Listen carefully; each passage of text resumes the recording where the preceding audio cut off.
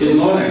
I already feel like I know this church after last night's meeting, not here, but many of you were there, and thank you for coming there. And thank you for having me here today, and thank you for coming this afternoon too for a question and answer session after I say a few things on religious liberty.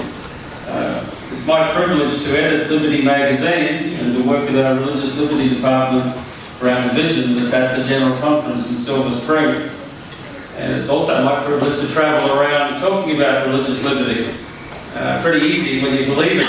And as the Seventh-day Adventist, knowing a bit about the history of our church, knowing the times we live in, I think it's an easy topic to talk about.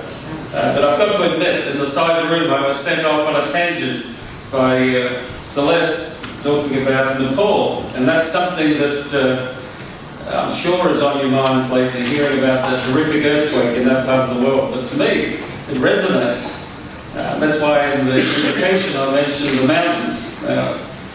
I know for the Westerners, the mountains here are not so much, but I was impressed driving up yesterday past Killington and seeing tall mountains. And I'm sure this town depends upon those mountains. You know, the Bible takes us, lift up my eyes to the mountains. No one much notices there's a comma there. It says, from whence cometh my help? Not from the mountains, but from God. And the Seventh-day Adventist, you know that's the case. The security here is not because there's a ski resort nearby. Your security is in knowing God, and He'll provide no matter what the situation. But Nepal resonates with me because a few decades ago now, after I heard a very interesting story, I determined to go to Nepal to get to the root of it. And you know, when you're on the move, sometimes it doesn't take much of a detour. And I was going to Australia, which is almost half the way around the world, and so I thought on the way back I'll go to Nepal. And had to take a little detour, but we flew from Hong Kong across an incredible countryside. You look at the map, from Hong Kong to Nepal, you wouldn't think that's the way to go. But we travelled across to the roof of the world, and sitting next to me was a Royal Nepal pilot off duty. And so he gave me a bit of a running dialogue of what things were like. And as we came down, well, even before coming down the valley toward Kathmandu, we were still a great distance from Nepal. And the clouds, beautiful clouds, but there was a layer of cloud a bit below us. And as we were cruising along, there was the clouds, and I looked ahead, and here, above the clouds, sticking up, was Mount Everest. It was that tall. And then we lowered through the clouds and came down through the valley, very tall mountains, but wending our way to Kathmandu at the crucial point. And I was still a nervous flyer. I'm not so bad now, because I figure there's many ways I can die. This is just one of them. It doesn't bother me much anymore. But back then I was a bit antsy, and the pilot turns to me and he whispers. He says, the pilots are very afraid to land in Kathmandu. We made it, but it's an interesting place. But poverty is the name of the game there, and Celeste was telling some stories about what she discovered. The need is crime. We had gone to interview Dr. Kelly, who was working at the Adventist hospital at Banapa, about 40 minutes drive up in the hills. And just finding that was an experience. I just knew it was up there. We had to ask around in the central square of the town. Dust was swirling around and beggars crowding up to us. And the taxi cabs were little jitney sort of things. And I asked them, how do we get to Banapa? Finally, in a sort of pidgin English, some of them pointed over to a bus stand. Take the bus. Well, it was the bus that had the milk run. We were lucky enough to get seats, but sitting on the floor in front of me, I remember there were several beggars looking up with mournful eyes at us. There were chickens on the floor. It was something else. And then they dropped us in the middle of a square in a little town that must have been Banapa, no hospital. Asked around again, and I can remember them pointing up the hill to a decrepit sort of building. That's the hospital. And it's a little bit like the scenes from the lesson this morning. All sorts of sick and diseased people just thronging around, desperate. As I said, inside the room, out back of the hospital, disposable surgical gloves on wooden frames, drying. They didn't throw them away. They used them over and over again, desperately poor. And the first thing when I saw Dr. Kelly, I felt like an explorer Stanley going looking for Dr. Livingston. I said it to him, Dr. Kelly, I presume. Sounds like Stanley. But it impressed me a lot to see that, and I'm sure it has you to hear of that disaster on that side of the world. Our Adventist church is able to do a lot, but it's impossible to change these things.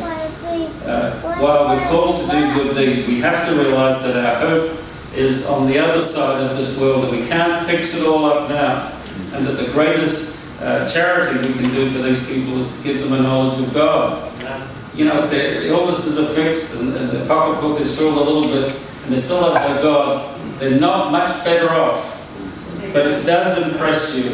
Nepal was one place, India is another, teeming masses of people. It took me years to get my equilibrium to see human beings the same. It's very easy in India where there's just untold millions. There's nearly a billion people in India. And Nepal was sitting perched on the top of India, many of the same sorts of people, just a little higher altitude, and the climate's a little cleaner or colder and clearer, so the fetid smell and reminders of lack of sanitation and so on are not quite so overwhelming.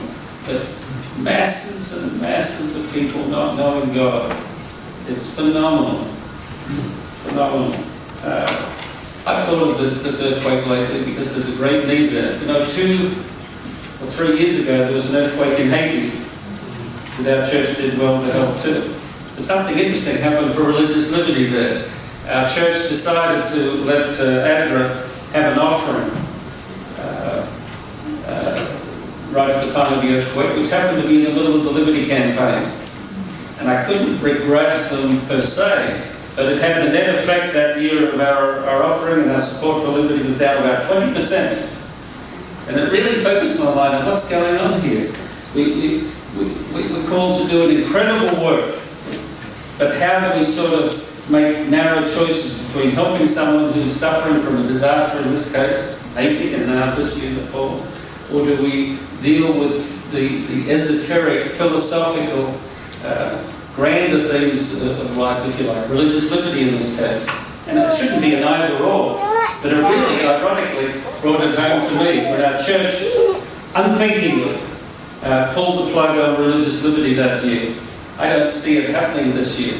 But somehow, we need to be touched by the concerns of other people in other parts of the world. And believe me, it touched me going to Nepal. I was writing a book, I wrote the book, should have gotten 7,000 or 8,000 or maybe 10,000 out of it, but I felt guilty, couldn't. So we gave the royalties to the hospital and helped them rebuild or actually build a new hospital. Had some fundraisers for it. So, the monies need to go to those things. But as I thought about it later, we're better off to save souls than just add souls to people that have no shoes. And at the same time recognise how lucky we are to live in places like Rutland, where you have mostly what you need. You have most of the freedom you need, at least the civil freedom. Not what you imagine. The precedents have been set that in any sort of emergency, what you take for granted can be taken at a moment's notice, and we can be under a lockdown. But for now, we're free to worship God. We're free to do everything that He requires without human impediment. But we should spare a thought for those people on the high mountains. Not much of a security, really, to live on those craggy peaks. But they need to know God. What they have there is mostly Hinduism and a little Buddhism.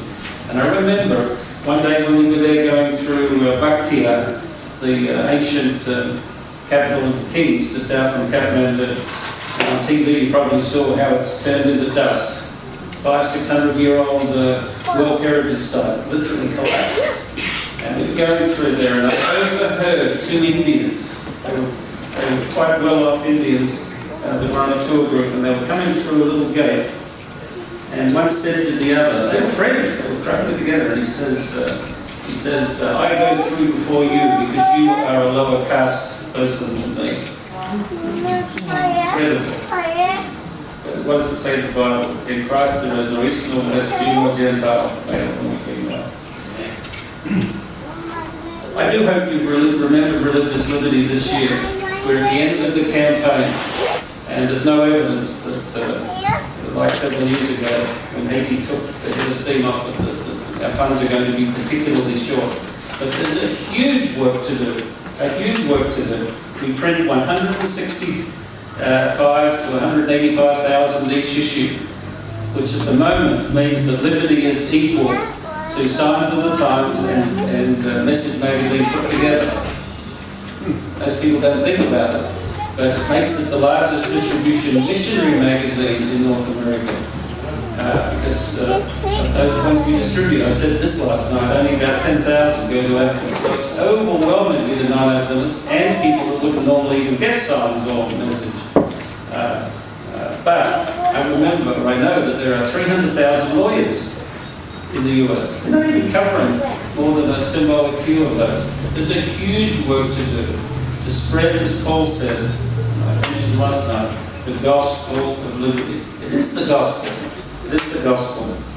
A few weeks ago, this is all the preamble, I hope you indulge me to what I want to share today. But a few weeks ago, I was in San Antonio. I went there to spy out the GC session site to see if we could have a liberty display in a nearby park, and it didn't really work out. So the second day I was there, I followed my curiosity up to Waco, Texas. And if you remember, in 1993, I think it was, there was a huge incident between a group of Davidians and the federal government that resulted in a military-style assault and the death of about 90 men, women and children. Davidians began as Seventh Adventists. They went far afield on doctrine and lifestyle, but they began as Seventh Adventists, and on the day of that assault, every single person in that building was either an ex-Adventist or the child of an Adventist. And their beliefs, while we wouldn't accept them in our company, were all derivative from our thinking. So from the point of view of someone in society that knows nothing about religion much generally, we would all be sort of peas in a pod. People that are expecting the return of Christ and are trying to link the Old and the New Testament and so on. And so to me, there's a certain relevance to the dynamic that resulted in this group that I don't think had great threat to the community being sort of re-described or redefined as a threat to the community, and where tanks need to be brought in on them.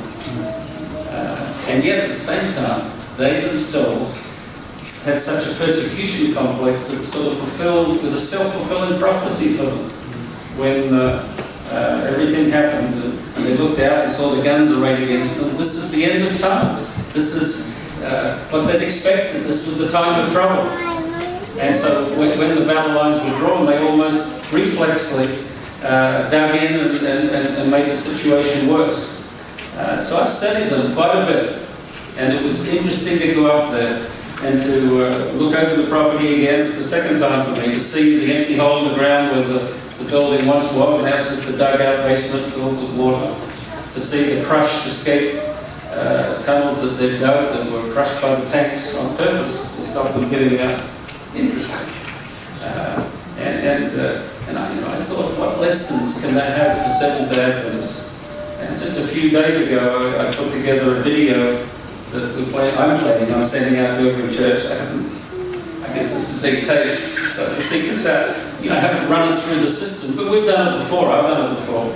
And I want to get a warning out to Seventh Adventists to simultaneously take a warning from a group like the Davidians, how easily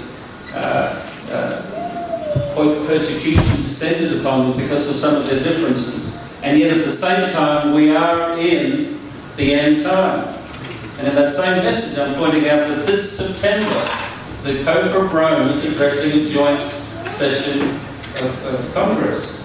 That is without historical precedent. And particularly when you think that this was once a Protestant country. Senator Santorum, who the other day is about to announce his candidacy again for president. He was very helpful for us when he was in the Senate. But he's a dedicated Roman Catholic. And last time he ran for president, he said publicly to the media, he said Protestantism is absent in America. Absent enough that the Pope of Rome can address our top legislators.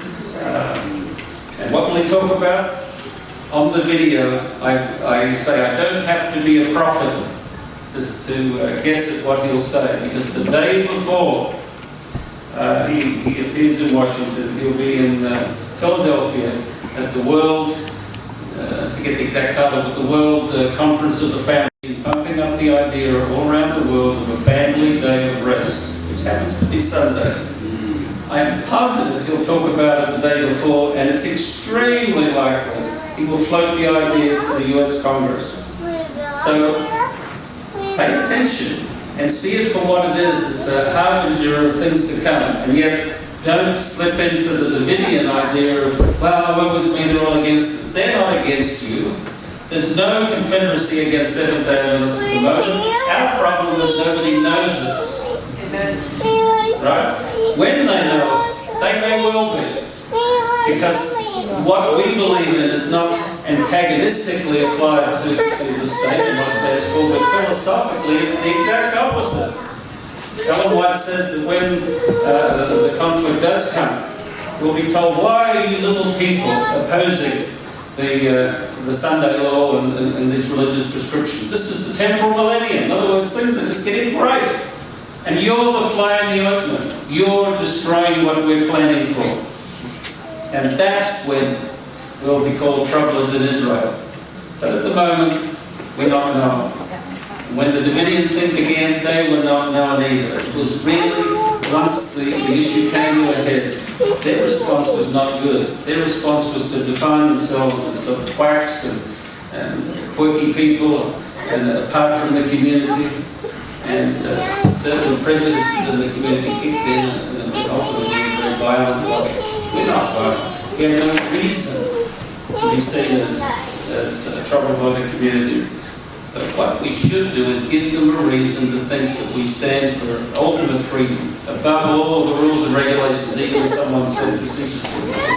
Make sure that. Those sort of things are self-protective measures of man rather than realizing what God has in mind for us. And they ultimately will lead to persecution. I put together a video as part of the campaign, and I wrote a sermon for it and then videotaped it. On the bones of Joseph, and I want to share that with you. I sort of know it, but I will follow my script because if I deviate, I might miss some important points. But I've been thinking a lot about Joseph of late, and I've got to say the immediate cause of why I went back to the story of Joseph was something that happened, I think not much more than a year ago.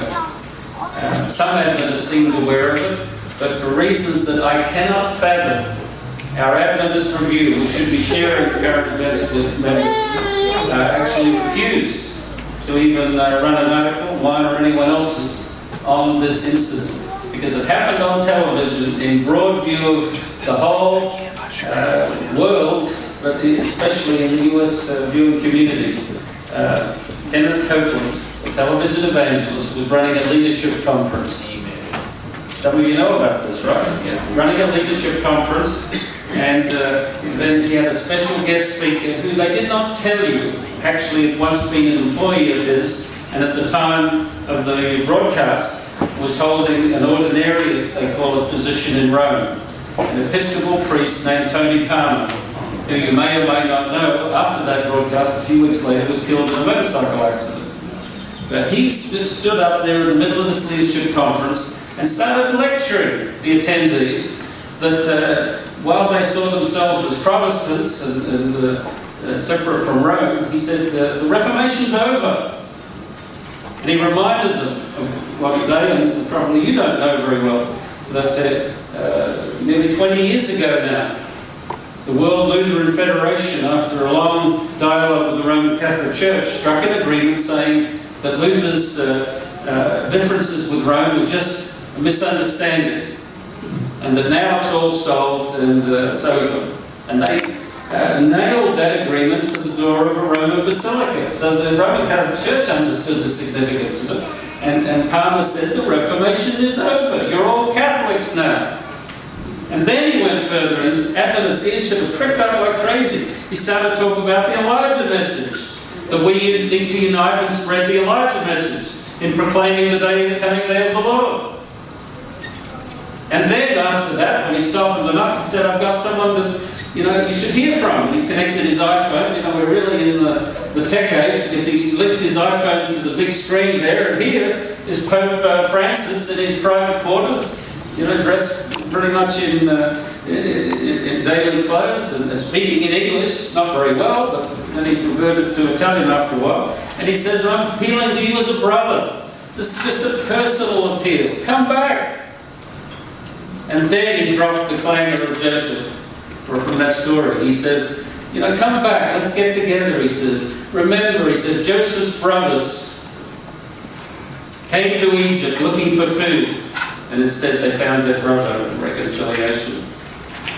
Since I like literature, you've got to think of every allegory or allusion and run it to its limit. What's he saying? He was saying that the brothers had wronged Joseph.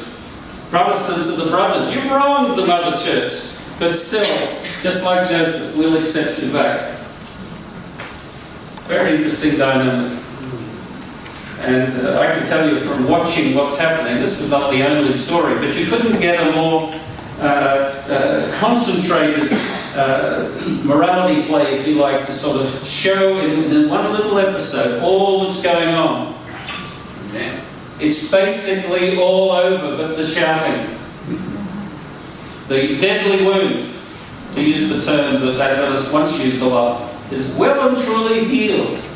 The Protestant nature of this country, and Ellen White says it's two horns of this land-like beast. What? Protestantism and Republicanism, as I remember. And both of those are well on their way to changing. All we're really waiting for is a final conflict, something to put the fix in and reveal things like a Sunday law. But let me talk about Joseph, because I got to thinking what was happening with Joseph. And the sermon is called The Bones of Joseph. But my opening comment is, it's a truism. Standing for principle usually carries a cost. Amen. But of course, faithfulness can pay dividends beyond our imagining. And religious liberty, when you think about it, is not just a principle in itself, but it is integrally tied to our allegiance to the Creator and Lord of all things. It has to be if it's part of the gospel. Religious liberty is proven in actions. It's fine to have the theory in your mind, but you show you believe it by putting it into practice. And it is proven by the actions of those who honour this gospel of liberty, as the Apostle Paul put it, and are willing to stand up, speak out, and remain faithful, though the heavens fall, in the term that Ellen White used.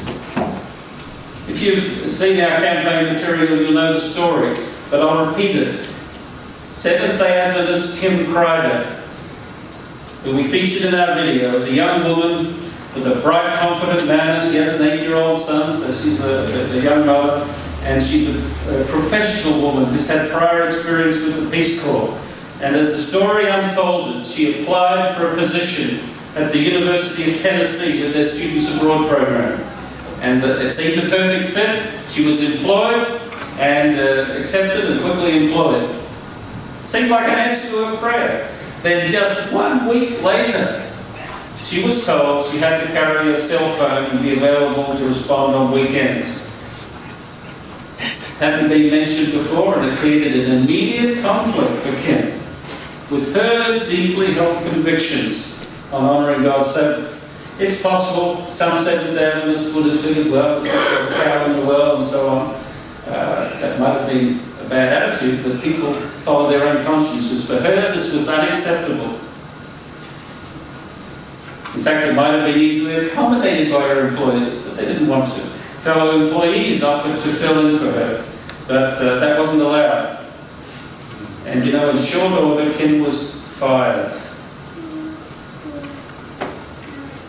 She appealed through legal means and lost the court case. And in part, perhaps, in fact, I'm sure in total, because she was a probationary employee. You really don't have too many rights during that period. But, you know, that's not the end of the story. That's why we told it on our program material. As Kim tells it, the whole process gave her an opportunity to witness. Think of who she was witnessing to a counsel, to the lawyers on the opposite side, to the judge, to her fellow employees, and to her employers. And Kim says that she saw God's leading in getting the job, only to lose it. It's an interesting dynamic, because if you pay any attention to the Liberty campaigns over the years, I've got Wendy displaying this away. If you pay any attention to Liberty campaigns over the last few years, there are always cases of people that have Sabbath accommodation, and then there's some threat, either they actually lose their job or they get into so much trouble that could develop, and then along comes our religious liberty department and interjects itself and everything's saved. Or, in a worst case, they lose it, there's a long court case and they get a big cash receipt. But actually, Kim's situation is the more common and ultimately the more rewarding. Several thousand years ago, Joseph said something very similar to Kim's attitude to those brothers of his, those same brothers who had sold him into slavery. As for you, going back on our reading, as for you, he told them, as they came fearfully before him, thinking that he might exact revenge. Because the reading was at the end of the book, after the father had died, and they thought that this was payback time, that his love for the father wouldn't restrain him anymore. As for you, he said, you meant evil against me, but God meant it for good, in order to bring it about as it is this day, to save many people alive. And that's what it's all about. That's what our service for God is about. Of course, to save ourselves, but we can't save ourselves unless we're interested in saving others. That's the great irony. If it was just about self-preservation, we could lock the door. Remember Laos last night? We could lock the door, bring in some food and hunker down and maybe call it Mount Carmel and think that we could survive until God comes and delivers us from this. We might even be inclined to think of something like the secret rapture. How convenient. How convenient. Joseph's realization of God's overruling providence and Kim's take on her situation, though, are not as uncommon as you might expect. And in our religious liberty work, we sure do help employees win accommodation cases. And other times, we're able to block or delay legislation that might negatively impact our religious freedom. But it's worth keeping in mind that the real issue at hand is witnessing and living out our freedom in Christ before the world and at all costs. Through the years, the tested ones have seen this, and they often give glory to God for the experience of persecution itself. For almost 2 years, our religious liberty department tried to obtain the release of a pastor, Antonio Montero. You remember some word of that coming through? I know it was sent out, not from our department, from the General Conference, to all around the world to pray for him. Pastor Montero was a church worker from the Cape Verde Islands, which is a very small group of islands with only a couple of 100,000 inhabitants. It's a little island nation off the west coast of Africa, and so he was a missionary from there to Togo on the west coast of Africa.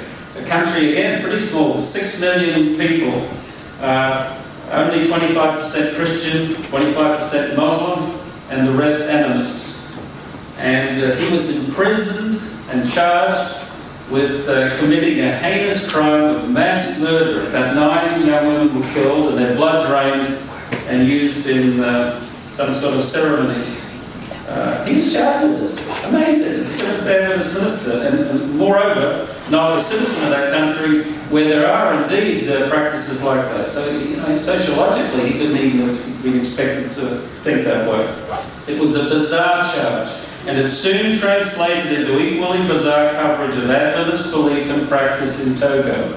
and it became a real blood libel, not only to Montero, but to the faith that he held. There were TV programs pointing out that Seventh-day Adventists did this sort of thing in our churches, which is not unusual, because in the early days of the Christian church, they were accused of being cannibals and drinking blood and so on because of the lust of the ordinances. The months went by for Montero and lengthened into years as he languished in that jail, with no indication, not only when he, whether he'd been released, but even they'd have a trial. I remember on one occasion, some of the people at the GC went over there, a few lawyers, and met with one of the judges, and he said, "Oh, we might keep him 6-7 more years." And then he dropped a big hint about, maybe money can make a difference, and they didn't pick it up in our committee. I said, well, maybe you should have given them the money. At one point, Ted Wilson, our president, went over to see the president of the country. He wouldn't even see him. So we had no reason to hope for Pastor Montero. He was in a prison there that, I don't want to be in prison here or anywhere, but I'm sure it was much worse there, because there were no guards inside. The guards were at the door. Inside, the prisoners ruled. There was no food inside other than what relatives passed through the door, past the guards who might take the sample, and then it was available for the prisoners to cook and use for themselves. But incredible isolation, and inside violence and degradation of every type. We can imagine that Pastor Montero's life was at risk when he was in prison then, in this desperate situation. And that's when the word went out to the world, because prayer was our only recourse. There was nothing humanly could be done further. Well, I don't know that you've heard the follow-up, but just a few months ago now, Pastor Montero was suddenly released. Without much advance notice, a trial was held. The testimony against him was recanted, and he was declared innocent. Suddenly, lots of prayer, thankfulness. He was released. He returned with his family to the Cape Verde Islands, and I wasn't there, but a few from the GC were, and Delbert Baker, I remember, one of the vice presidents, was there, and he came back and told us the story of a whole island nation, just a tumult of excitement about the pastor's release. Almost all of them came out to welcome the aeroplane. All the top government were there, and the testimony from Montero was powerful, because to all and sundry, his story was the same. God meant the experience for good. And he felt that he'd been chosen by God to witness under trial in that prison. To me, one of the enduring anecdotes of the whole sequence was the prison guards and the inmates coming to the entrance to the prison to bid farewell to Montero when he was released. It was a bittersweet moment for them, because they'd come to depend on his witness and his pastoral care in that prison. How else could such a witness be given to those people except by being imprisoned with them? There is a shadow to the story, and it troubles me a little. While Pastor Montero was acquitted, a church layman imprisoned with him on the same recanted testimony was given a life sentence. Not 20 years, life.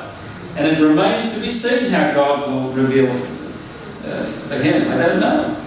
But I have to be sure that God's comforting presence is just as available for him as it was to Montero, of course, and Daniel, Paul, and Joseph, and others who went through similar situations. I have on my wall at home a painting by Lars Justine, an artist that I worked with at Pacific Press years ago, and he's an independent business now, and I still get him to paint stuff now and then. But this painting he did way back then, this little bloke was up the register. This painting he did quite a few years ago when I was at Pacific Press. It was for the cover of a book on the life of Joseph. And I got it in one of the auctions that we held in conjunction with the fundraisers for Nepal. You didn't think there was it didn't seem like purpose, but I was trying to link things together. We had an auction where Lars painted the painting of Nepal that I bought, so it was sort of a closed circuit part of the auction. And then he and others put up some pieces of art and things fundraising, and I also bought this cover of the painting that he'd done for a book. It's a book on the life of Joseph. And I often look at it because it tells the story as it should. There's the fabled land of Egypt with the pyramids and the camels and so on, the type of thing that you would expect, at least before Tahrir Square, the sort of the mystical land of Egypt. But then centered to the painting in a cameo is a picture of Joseph as the story began. A 17-year-old boy with smooth, youthful features and a confident look. I have a 17-year-old son. I know what a 17-year-old's like. Thinks he's a man, but he's a little boy, masquerading. On the right side of the painting is Joseph of the later years. He's got on his Egyptian-style caped headdress, and his lion face shows the strength of character, which had taken him to the pinnacle of political power. According to the Bible account, if you add all the numbers up, it's all there. Joseph was 30 when he went into the service of Pharaoh. And after 7 years of plenty and 2 of the 7 lean years, he was 39 when his brothers appeared before him, seeking relief from the famine. The artwork in that painting shows vividly the transformation from a principled but headstrong youth to the middle-aged man of wisdom and proven faithfulness. And the difference between 17 and 39 is the difference between a man boy, and as I told the pastor to ruin his day last night, middle-aged. We don't think of it that way, but when you're 39, you're pretty much well into life. How had Joseph, though, remained faithful all those years? How had he put aside hatred for the older brothers who sought to kill him, and instead sold him into what they could have only expected to have been a fate worse than death? How had Joseph kept his integrity in the household of Potiphar, the military officer? And how did he remain hopeful during the 2 years in prison? Same as Montero, 2 years. And how could he be so sure that it was a dream fulfilled and not happenstance that brought the would-be murderers into his power many years afterwards? And how could he have been so certain that it was the God of his forefathers giving dreams and directions when his wife's family was of the priestly caste of Egypt? People don't sort of notice that in the story. The answer to these questions is complex, but ultimately expressed in his reaction when the wife of Potiphar attempted to seduce him. As one way or another, if you think about it, the world will always attempt to seduce those who aspire to obedience to God. Joseph recounted at that time why he must return the trust his master had placed in him. In the same way today, when we're dealing with religious liberty in the workplace, a Christian has an obligation toward an employer, toward the community, and toward family. But for Joseph, it went further. How can I do this great wickedness, he asked in Genesis 39:9. He says, and sin against God. I believe that here was the key to his character. Years earlier, if you remember the story, Joseph had alienated his brothers and startled his parents by self-consciously repeating 2 divine dreams that had sheaves representing his brothers and the sun, moon and stars representing his parents and descendants bowing down to him. He had self-consciously worn the multicoloured coat of a father's favour in front of those jealous brothers. And just so, I believe, we of the remnant can sometimes waive our spiritual privilege ahead of the obligation that comes with our calling. And so Joseph had to learn that the focus was not on him, but on God. He had to learn to rein in his dreams to serve God. When in prison for the 2 years, he discovered the God behind the dreams. When asked by the butler and the baker to interpret their dreams, he answered, "Do not interpretations belong to God?" Amen. That was in Genesis 48. And like Pastor Montero and others before him through the years, Joseph had come to realize that God was the center of the dream, not himself.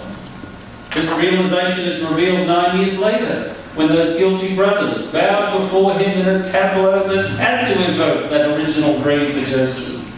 But what did he do? He held his peace, and he cried behind the curtain when no one could see him.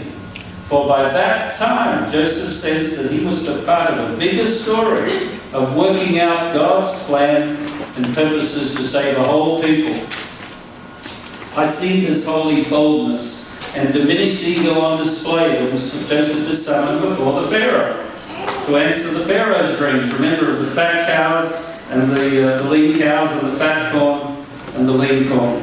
The reinstated butler, remember, he was there. He belatedly remembers his hasty promise to remember Joseph. But it was a promise easily forgotten, I believe, because Joseph made the request almost offhandedly, perhaps trusting more to God's memory than to the butler's. Joseph answered the Pharaoh with confidence, but only tangentially included himself. And his answer made it clear that he was privy to the ways of God, but he inferred it. He didn't say it in so many words. Think about what he said. These are direct quotes. God has revealed to Pharaoh. God has shown to Pharaoh. And the thing is fixed by God, and he will shortly bring it to pass. To me, the shift from the brash youth to the confident messenger of God is clear, and it has everything to do with his time in prison and the waiting for God to reveal himself there. To me, the parallel to the modern political miracle that we've seen in recent years of a Nelson Mandela, imprisoned by hate and in hate, and released 27 years later to teach love and forgiveness, is very clear. In standing for religious liberty, you and I must not fall for the fallacy in thinking that it's about us and that we can escape the obligation to witness, as the Bible says, to the spirits in prison and even refine our own characters through adversity. In Testimonies, Volume 5, my favourite volume, page 81, Ellen White wrote this. She says, "The time is not far distant when the test will come to every soul. The mark of the beast will be urged upon us." It's an interesting word. Those, she says, this is a direct quote still, those who have, step by step, yielded to worldly demands and conformed to worldly customs. That's most of us to some degree, some more than others. Those of us who have step by step yielded to worldly demands and conformed to worldly customs will not find it a hard matter to yield. What does yield mean? Give in, not being forced. To yield to the powers that be, rather than subject themselves to derision. We're not even there yet. Insult, threatened imprisonment and death. The contest, she says, is between the commandments of God and the commandments of men. In this time, the gold will be separated from the dross of the church. Where did Joseph learn to trust in God alone? It's a big question. He had had the advantage of a godly upbringing. He was loved by his father, perhaps too much on a certain level of undisguised favoritism. Doubtless, Joseph knew by rote the story of God's dealings with his forebears. And in a way, Joseph was like many of us Seventh-day Adventists. Individuals born one way or another. And I've said this a couple of times and I realise I have to spell it out. Born one way or another into the remnant movement. I mean either born into it like myself, and many of the people born into it just grow up and take jobs and it's just daily life, or born again. And the two births are not equal. We know our history, some of us, but we are aware of it. We know God has spoken to us in these latter days by dreams and visions before our lifetimes, but we accept that still. God spoke through a prophet. We feel special and often communicate that to others. But are we ready when our own turn on us, as they did with Joseph, and perhaps betray us to the forces arrayed against truth? Are we ready to sacrifice everything, livelihood and perhaps life, for our faith? Are we ready to give up our lives? to show that we believe in liberty? Are we ready to stand before authorities and tell them what our faith means, not just to us, but to them? Can we give a reason for our faith other than, well, we once had a multicoloured coat, that somewhere far away in our experience we knew the daily favour of a doting father? That's where Joseph was coming from. And we're not so different if you think about it. Again, I read something pertinent to this from the pen of White in something she wrote in the Review in 1888, which was right in the middle of the religious liberty crisis with A.T. Jones and the incipient Sunday law, a national Sunday law that nearly passed, and then his subsequent call for revival. She says, it does not seem possible to us now that any should have to stand alone. But if God has ever spoken by me, she wrote, the time will come when we shall be brought before councils and before thousands for his name's sake, and each one will have to give a reason for his faith. Then will come the severest criticism upon every position that has ever been taken for the truth. We need then to study the Word of God, that we may know why we believe the doctrines we advocate. When the Pope appeared in that tableau that I was talking about before, he said, doctrine is not important as far as unity, just come together. Tony Palmer emphasised it. Doctrine's not what it's all about. In a follow-up to that, I was trying to hunt down Tony Palmer's organisation. I found out it's not mainline, for me it's Church of England, but not mainline Episcopal. It was a group formed of Episcopal ministers from India, South Africa, and some in America, and their whole goal is a convergence movement to bring together all the Christian denominations. And I saw that the Secretary General of their organisation is living in Orlando, and I was curious enough flying to Orlando that coming week, so I agreed to meet with him, asked him if he would talk to me. Met with him in his home, and we talked for a couple of hours. Very interesting. I found, among other things, that last October, because it was a year ago now, but last October, Tony Palmer, who died before, but Tony and the leaders of the Episcopal group, 20 of them all together, were due to go back to Rome to meet privately with the Pope to discuss further how to bring the Protestant organisations together with Rome. And I asked him if I could go with the group. He says, I'll have to ask them. And I didn't wait with bated breath, I doubt. But we talked about doctrine, because he said the same thing. Doctrine's not important. You're not saved by doctrine. Of course you're not, narrowly speaking, saved by it. That's clear. But I said to him, well, it seems to me while you're not saved by doctrine, doctrine pretty much gives the skeleton to your faith. Gives some form to it. Doctrine's not important, he said. So I said, I'll test him. I said, well, you might be right. Maybe it's time to put aside the doctrine of transubstantiation. I think most of you know that. And, oh man, was he quite offended. No, by no means, he said. He said they've done DNA tests on a wafer, the host that's elevated during a mass, and it turned out positive for the DNA of a 30-year-old Middle Eastern man. So I sort of laughed at it. Doctrine's important, I'm telling you. Not that one's wrong, but they're important. You cannot have anything other than a free-floating sort of kumbaya, everything is love and God is in everything type thing, which we know is best new age and at worst hopeless for really shining the way to heaven. But you have to have doctrine, even though it doesn't save you.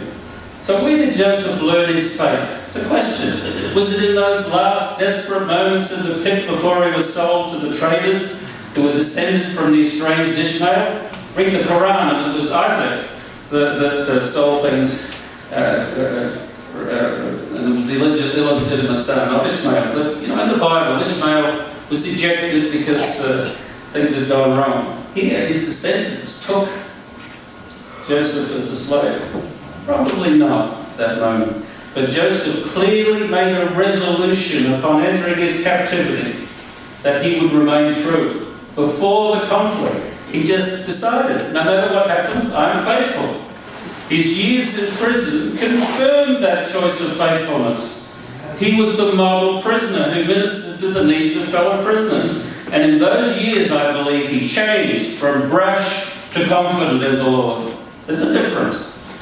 You know, we come at the story from the Bible outline of the descendants of Abraham who was promised God's favour. But just do a little mental trip for a moment. Think about it from the point of the Egyptians. Joseph grew up as a sheep herder in the desolate places of Canaan. To the Egyptians, he was the lowest of the low, almost an untouchable. The Bible says, if you remember, it says it was an abomination, the word used, an abomination for the Egyptians to even eat with such people. And it was not likely that Joseph came to Egypt well-educated or even speaking their tongue fluently. Joseph, for them, for all of his facility for dreams, was what he was in their eyes.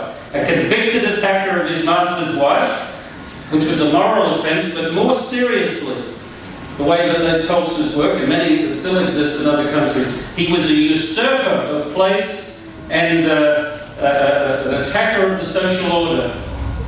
But once before Pharaoh, he spoke truth to power. Why could he do that? Because he transcended self by speaking authoritatively of God and His ways. And you and I too can do that. We're called to prepare to do it. Joseph, I put it to you, was great not because he once wore a desert coat of many colours. He was not great because he'd risen to be the steward of a wealthy man's household. And he was not great because he had in himself the power to divine dreams. Joseph was great because he was faithful to God no matter the circumstances. Amen. I read this from Ellen White about great men in the last days. She says, in the last solemn work, few great men will be engaged. And she uses great with a lowercase g. God will work a work in our day that few anticipate.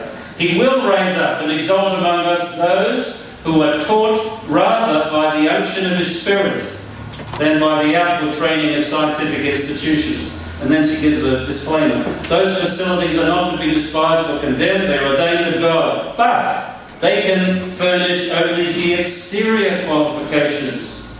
God will manifest that He is not dependent on learned, self-important mortals. And I believe Joseph's story tells us that. It's a saga you could barely imagine when you think about Joseph's story. Amazing.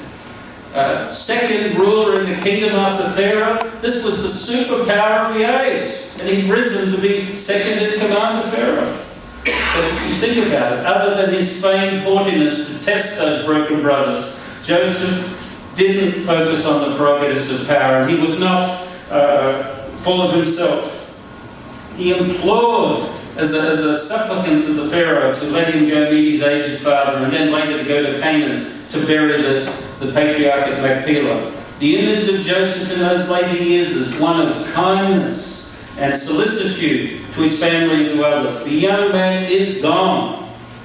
Now that middle-aged man weeps with joy to see his brothers, weeps on the neck of his aged father, and does all he can to secure favour for his clan in Egypt. The days of pit and prison are gone for Joseph, and not remembered by the one once alone in a strange land. 70 years or so after the reunion in Egypt, Joseph died, and he was embalmed after the manner of the pharaohs. A lot of people haven't noticed that. I've named the bones of Joseph. They were embalmed. He was a mummy. He was not buried, but lay in waiting for the deliverance. On his deathbed, he spoke to his family and he told them this. He says, God will visit you. He will bring you out of this land to the land which He swore to Abraham, to Isaac and Jacob, and you shall carry my bones from here. That was faith. He died knowing and believing that God's promises would be fulfilled. And they were, hundreds of years later. The bones of Joseph, think about it. What were they? For some of the mixed multitude, I'm sure, they were the talisman of another era. I'm very partial to the story of the British Civil War. We spoke about it a bit last night after the meeting. The story of Oliver Cromwell and the Puritans overthrowing the king and setting up a rule. And it had some problems, but from a Puritan point of view, this was the will of God worked out through the people. And the church ones were dictating public policy. But it started to go wrong. Toward the end of Oliver Cromwell's rule, people felt that the restrictions on entertainment and dancing and so on were onerous, and they longed for the good old days, the leaks of Babylon, if you like, or of Egypt. And toward the end, the friend of Oliver Cromwell, a minister named, now I'm forgetting his name, I think his first name is Steed, but anyhow, his minister friend got up before Parliament, spoke to Parliament, and he said this, and I pretty much memorised it. He says, "Beware lest there arise not a generation that knew us not in the times of our distress." This is speaking of the Civil War, when they were fighting for their faith against the Catholic influence. Beware that there arise not a generation that knew us not in the time of our distress, that knew not the thing that God had in this issue all along. For whom, he says, it is just a tale of that which is past, of which they are not concerned. It's the same concern that I have, and I think we should have today. The bones of Joseph were real. His hope was real. But it can become a fairy tale to a generation that knew not Joseph. For some of the mixed multitude, just a talisman. But for me, the bones of Joseph was something more. In exile from Canaan to Egypt, the young captive had only his faith in God to sustain him. In prison, on trumped-up charges, Joseph clung to the fact that God is a rewarder of the faithful. Before the Pharaoh himself, Joseph could ignore his simple origins and represent the God who had sustained him. And in later years, he could put aside malice and seek not justice but mercy. Such bones, I believe, we should all have. And indeed, such bones you and I must have as the years of plenty come to an end and the times of test come upon us. God bless you and thank you.